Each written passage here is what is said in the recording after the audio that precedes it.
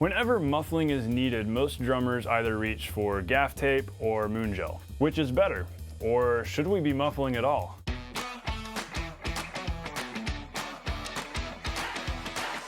Hey everybody, welcome to the Non-Glamorous Drummer. If you're new to the channel, be sure to subscribe.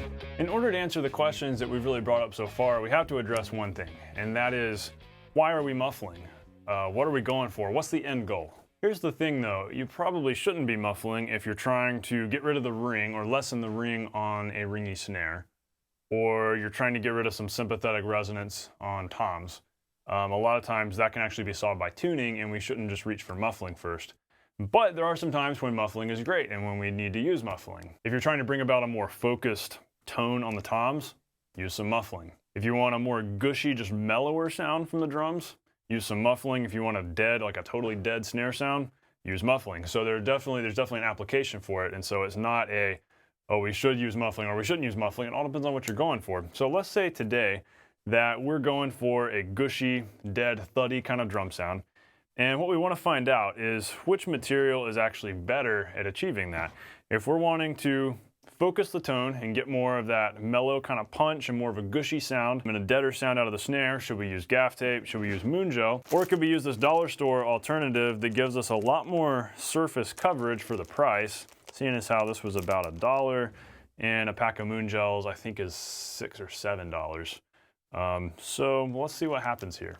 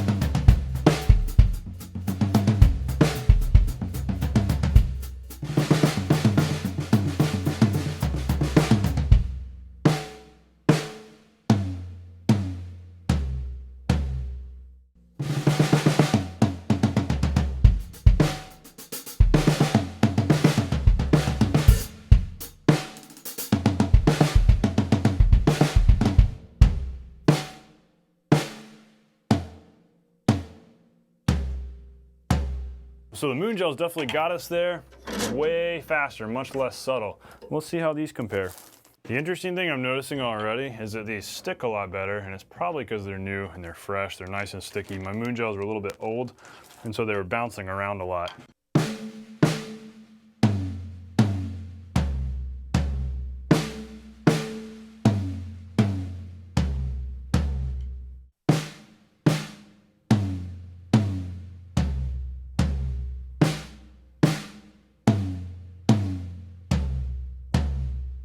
The whole pumpkin is going on the snare.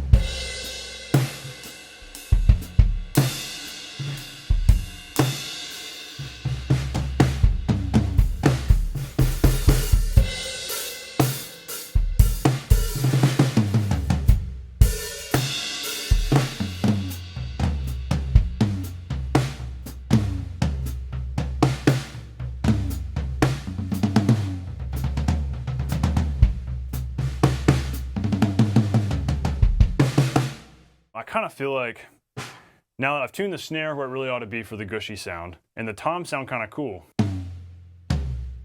Just a nice focused kind of gushier kind of sound.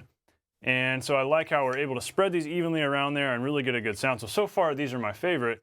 I feel like with the Moongels, it's a little bit of an all or nothing. And that's why a lot of drummers do tear them into smaller pieces. So they do a lot. It's very hard to do subtle things with the Moongels. What we'll do now, I'm gonna play you a back-to-back of all of these so you can hear all the examples back-to-back so you can better formulate your opinion.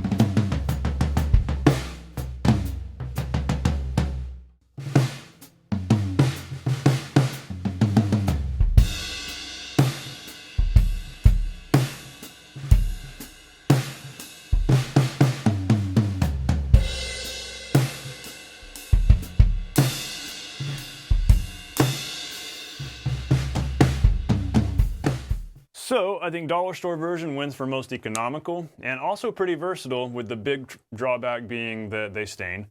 Gaff tape comes in second because it's very versatile, but you do have to use a lot of it to get a lot of muffling, and so that's really the con there. And Moongel has to come in last for me just because it's kind of expensive, and I feel like it's not versatile enough unless you cut it up into tiny pieces, and it just gets kind of messy. But also, moral of the story here is that to really get a nice gushy snare sound, the muffling wasn't even doing that. I was detuning stuff and tuning things down and loosening some lugs because I really needed to get rid of that ring, and actually the muffling I was putting on my snare wasn't really getting rid of that ring, and so I had to detune. Be ready to play around with your tuning first. Try to retune things first and then muffle, because you might be able to get there in a more musical, natural way by doing that. Then use muffling really on top of that just to go further with what you're already doing. Hey, I hope this video helped you out and helped point you in the right direction as far as deadening your drums and how to do it properly. And you know, really it comes down to you've got to do it yourself. And so you've got to get these materials and just experiment, because drums are different. All drum sets are different from each other. So I encourage you to go do that on your own rather than just taking my word for it. I hope you enjoyed today's video, and if you're new to the channel, I hope you'll subscribe. I hope you'll share the video as well. Until next time, thanks guys for watching.